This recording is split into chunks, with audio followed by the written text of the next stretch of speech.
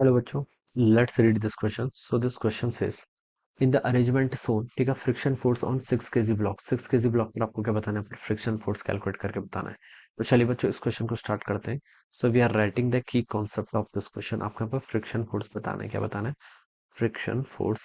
So this is the key concept of this question. ठीक है, friction आपको यहाँ पर कैलकुलेट करके बताना है. आपके पास देखिए एक अरेंजमेंट ऐसे गिवन कर रखा है. ठीक है, ये आपका 6 kg का ब्लॉक है. इससे आगे आपने क्या कर रखा है? एक 4 kg के ब्लॉक को ऐसे कनेक्ट कर रखा है. और एक यहाँ पर आपका 2 kg का ब्लॉक ऐसे कनेक्ट किया हुआ है. 642 kg. ठीक है, यहाँ पर 20 न्यूटन का आपका एक्सटर्नल फोर्स लग रहा है. ठीक है, अब तीनों का मास देखिए कितना आपका 6 करो. मैं तीनों को एक सिस्टम कंसिडर करो. पहले तो मैं ये चेक कर रहा हूँ कि ये मूव करता है या नहीं करता है. ठीक है, तो टोटल मास हो गया इसका 6 + 4 10, 10 + 2 12. ठीक है, फोर्स कितना एक्ट कर रहा है आपका? 20 न्यूटन. ठीक है, तो इसको मैंने एक पूरा सिस्टम ऐसे कंसिडर कर लिया. तो देखिए इसका मास कितना आपका 20 न्यूटन. तो इस पर फोर्स ऐसे लग रहा है. 12 12 kg मास है, तो टोटल 120 न्यूटन इसमें से डाउनवर्ड डायरेक्शन में लगेगा. ठीक है, फ्रिक्शन फोर्स देखिए कितना लग रहा है? 0.2 0.2 0.2. तीनों का कोफिशिएंट सेम है. ठीक है, तो बता सकते हैं फ्रिक्शन फोर्स की मैक्सिमम वैल्यू कितनी होती है? 0.2 कोफिशिएंट है इंटू नॉर्मल. नॉर्मल कितना है? 120. तो ये आप लिख सकते हैं 24 न्यूटन. कितना? 24 न्यूटन. ठीक है, स्टैटिक फ्रिक्शन मैक्सिमम 24 न्यूटन क्या कर सकता है? प्रोवाइड कर सकता है. ठीक है, अब बच्चों हम देखेंगे यहाँ पर आपका 20 न्यूटन इस पर एक्सटर्नल डायरेक्शन में फोर्स लग रहा है. स्टैटिक फ्रिक्शन आपका मैक्सिमम 24 ले सकता है. ठीक है, लेगा ये इस कंडीशन में जरूरी नहीं है, लेकिन ले सकता है. ठीक है, तो ये ब्लॉक के आपका क्या करेगा? This is not moving. ठीक है, इसको आप 24 ना लिख के एफ लिख लीजिए, वो ज्यादा बेटर रहेगा. ठीक है, यहाँ पर क्या लग रहा है? आपका फ्रिक्शन फोर्स लग रहा है.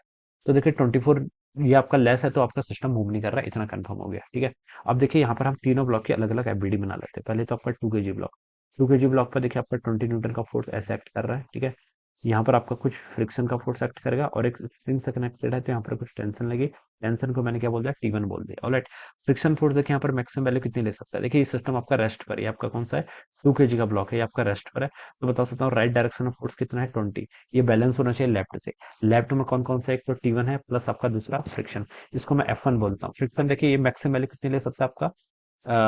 यहाँ पर आपका 20 न्यूटन. तो देखिए ऐसे mg डाउनवर्ड डायरेक्शन में एक्ट करेगा, तो नॉर्मल 20 हो गया. 20 × 0.2 कितना हो जाएगा आपका? 20 × 0.2 करेंगे तो आपका 4 न्यूटन. ठीक है, तो बच्चों T1 की वैल्यू यहाँ से कितनी आएगी आपके? 6, सॉरी, T1 आपका कितना हो गया? 16 न्यूटन के इक्वल. ठीक है, तो 16 न्यूटन, तो आपके यहाँ पर क्या आ गई? टेंशन आ गई. ठीक है, तो यहाँ पर हम बता सकते हैं यहाँ पर भी कितनी आएगी आपके? 16 न्यूटन. आपने ऐसे कैलकुलेट कर लिया. बच्चों देखिए 4 kg की एफबीडी बना लेता हूँ. आपका 4 kg है, 40 न्यूटन ऐसे डाउनवर्ड लगेगा. ठीक है, ये किसके इक्वल होगा? नॉर्मल के इक्वल होगा. 16 न्यूटन तो बच्चों आपको यहाँ पर से ऐसे एक्ट कर रहा है. ऑलराइट, और यहाँ पर से आपकी सरफेस क्या रफ है, तो यहाँ पर एक क्या लगेगा आपका? फ्रिक्शन का फोर्स भी एक्ट करेगा. क्या करेगा? फ्रिक्शन का फोर्स एक्ट करेगा. ठीक है, फ्रिक्शन देखिए आपका मैक्सिमम कितना ले सकता है? 40 × 0.2 कितना हो जाएगा आपका? 18 न्यूटन. ऑलराइट, यहाँ पर आपका इसको आपने स्ट्रिंग से कनेक्ट कर रखा है. यहाँ पर आपका T2 लगेगा. तो बता सकते हैं बच्चों कितना होगा आपका? 16 किसके इक्वल होगा आपका? T2 + 8 के इक्वल. तो यहाँ से T2 की वैल्यू बच्चों आ गई आपके यहाँ से 18 न्यूटन के इक्वल. तो ये तो आपका क्या आ गया? T2 आ गया. कितना? 18 न्यूटन के इक्वल. ठीक है, अब देखिए 6 kg वाले पर आइए. 6 kg पर देखिए आपका 18 न्यूटन, तो आपका T2 टेंशन है. ठीक है, ये लग जाएगा. ठीक है, और इसका मास कितना है? 6 है, तो 16 न्यूटन डाउनवर्ड डायरेक्शन में लगेगा. और ये आपका क्या हो जाएगा? This should be the normal. Alright, तो यहाँ से देखिए बच्चों आपका फ्रिक्शन फोर्स इस डायरेक्शन में लगेगा. ऑलराइट, तो फ्रिक्शन फोर्स देखिए कितना लगेगा आपका? 60 इंटू आपका 0.2 करेंगे तो कितना का आपका? 12 न्यूटन हो जाएगा. 12 न्यूटन हो जाएगा. ठीक है, 12 न्यूटन क्या है? मैक्सिमम वैल्यू हो सकती है. कितना हो सकती है? देखिए 60 × 0.2, ये तो आपकी 12 न्यूटन हो सकती है. ठीक है, कितना हो जाएगा आपका? 12 न्यूटन से आपका ये आपका स्टैटिक फ्रिक्शन की मैक्सिमम वैल्यू होनी चाहिए. लेकिन ये आपका मूव नहीं कर रहा है, तो इसका मतलब 80 न्यूटन को कौन बैलेंस कर रहा होगा? यहाँ पर आपका देखिए इसका मतलब मूव नहीं कर रहा है. मूव नहीं कर रहा है क्या मतलब? क्या दोनों साइड आपका फोर्स क्या होगा? जीरो. इक्विलिब्रियम पर है, फोर्स जीरो होगा. तो 8 न्यूटन अगर टेंशन T2 आ रहा है, तो यहाँ से भी कितना आना चाहिए आपका? 8 न्यूटन ही आना चाहिए. तो बता सकते हैं यहाँ पर जो फ्रिक्शन एक्ट करेगा वो कितना एक्ट करेगा आपका? इसको मैं F3 बोल देता हूँ. वो भी आपका 80 न्यूटन के इक्वल ही क्या करेगा? आपका एक्ट करेगा. ठीक है, तो 80 न्यूटन क्या हो जाएगा बच्चों? उसका राइट आंसर. तो जो किससे मैच कर रहा है? बी ऑप्शन से. तो हम लिख सकते हैं कि option B will be the correct answer of this question.